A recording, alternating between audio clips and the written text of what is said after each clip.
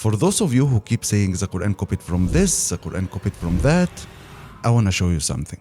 1400 years ago, the Quran made two very bold claims about the Pharaoh of Moses. And those two bold claims were unique to the Quran, meaning they were not explicitly stated in the Bible or any other ancient text.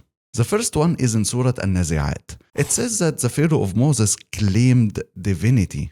And if you think about it from the perspective of people receiving it back then, that's a very weird claim. Because normally you would expect the historical Egyptian kings and rulers of this time to claim to be supported by the gods or have some kind of connection to a deity, not to claim divinity themselves. Historians viewed this idea of an Egyptian ruler claiming divinity as very unlikely, because citizens generally recognized their king as human to begin with. He was born, he needed food and drink, and he required medical help during sickness, like any human being. The logic is, if you want people to buy it, make it somewhat believable. Like, for example, when someone claimed to see Jesus while walking in the desert and then asked people to follow him, or at most, claimed to be filled with the Holy Spirit. Anything more than that wouldn't be believable. Yet the Quran from the 7th century was explicitly clear that Pharaoh claimed divinity himself. And what made it hard to believe is that ancient Egyptians already had an established belief system. They already believed in all of these gods. The second very bold claim that the Quran made was in Surah Yunus, where Allah said to Pharaoh before he drowned, "I will preserve your body as a lesson and a sign for those people in the future." And this claim was made at a time where there were no ancient Egyptian mummies or anything. These two bold claims raised a lot of eyebrows and a lot of questions from critics. Come with me to my imaginary time machine to chat with a Muslim in the 10th century, for example. Assalamu alaikum. Your book is claiming that Pharaoh's body is preserved. Where is it? I don't know. The Quran claims that Pharaoh claimed divinity. That seems very unlikely to me. Where is the historical evidence of that? Brother, the all-knowing God is the one who told us this story. Isn't that enough evidence for you? You know what? Let's go back to my imaginary time machine again, but this time let's travel to the 15th century and ask another Muslim there. Where is the preserved body of Pharaoh claimed in the Quran? And where is the historical evidence that he claimed divinity himself? I don't need physical evidence to believe what God revealed to us. I trust Allah's words. For over 1,000 years, Muslims believed what was revealed to them without having access to any archaeological or physical proof to present to critics. And it stayed this way until these three discoveries changed everything. The first one was in 1799, during Napoleon's Bonaparte French invasion of Egypt, when a man by the name of Pierre Francois discovered a stone that had the same text written in hieroglyphics, Demotic and ancient Greek, the Rosetta stone. And because scholars already understood the ancient Greek, this discovery became the key to decode the Egyptian hieroglyphics. For the first time in history, scholars were finally able to unlock the meaning of many Egyptian manuscripts and finally read the inscriptions carved on temples and on monuments and begin reconstructing the ancient Egyptian history from its own original sources. No need to guess anymore.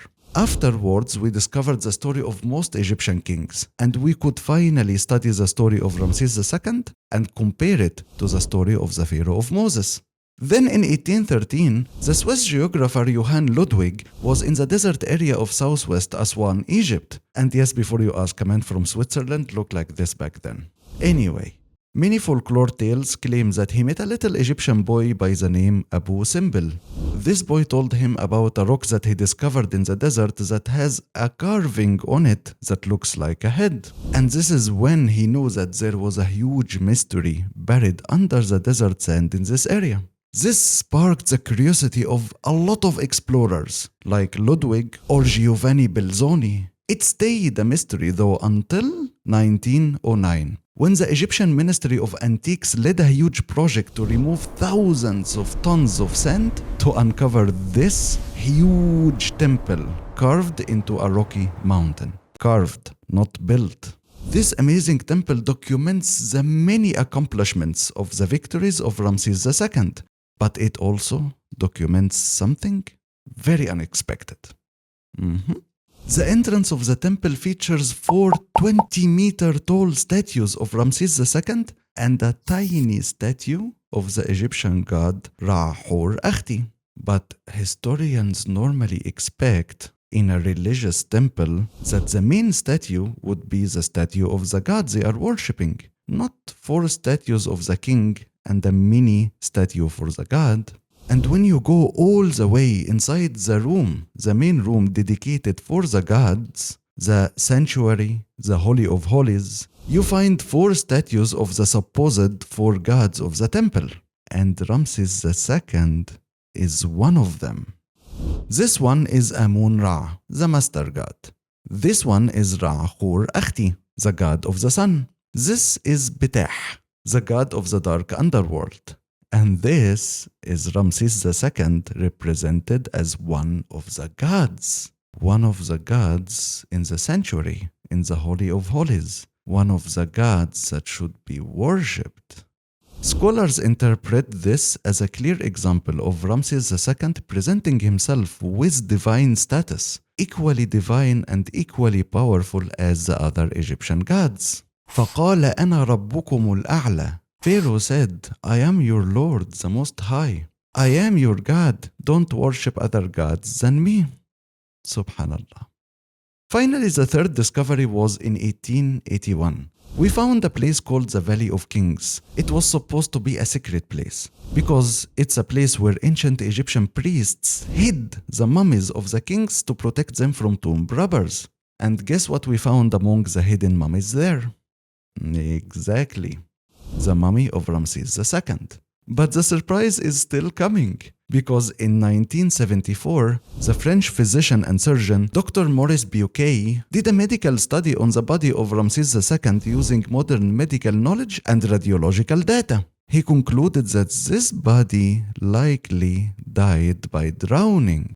It's reported by many that afterwards, he dedicated himself to study the Quran till he finally said his Shahada.